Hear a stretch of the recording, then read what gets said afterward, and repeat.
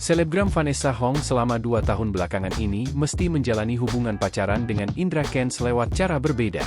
Sebab mereka kini terpisah ruang, di mana Indra dipenjara akibat kasus pencucian uang.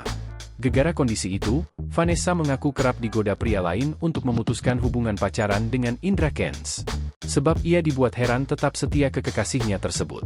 Banyak. Ada tahu beberapa, godain. Paling banyak yang nanya kenapa sih masih mau sama dia?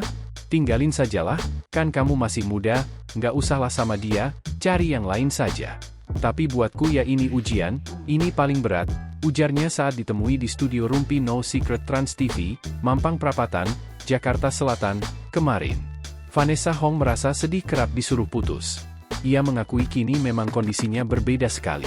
Sedih banget rasanya, beda banget, tuturnya. Vanessa mengatakan kalau mau bertemu Indra Kents, dirinya mesti ke rutan dulu. Pertemuannya pun dibatasi waktu. So far kita nggak bisa bareng-bareng lagi kayak dulu, hal memberatkan. Aku lagi mau ketemu dia terbatas waktunya, aku seminggu sekali sama keluarga dia ke rutan samperin dia, katanya. Meski begitu, Vanessa Hong berusaha semaksimal mungkin memanfaatkan waktu yang ada ketika bertemu Indra Kents. Ia juga makin setia karena pacarnya mulai berubah menjadi sosok yang berbeda. Jadi benar-benar pas ketemu kita quality time, ngobrol. Gitu saja sih kayak sepi saja rasanya. Dia sehat, sekarang aktif ikut kegiatan sosial. Suka olahraga juga, ujarnya.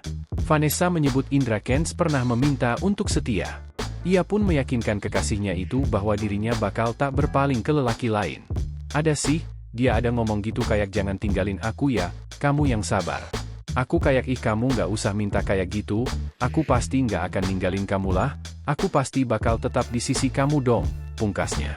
Download Tribun X sekarang, menghadirkan lokal menjadi Indonesia.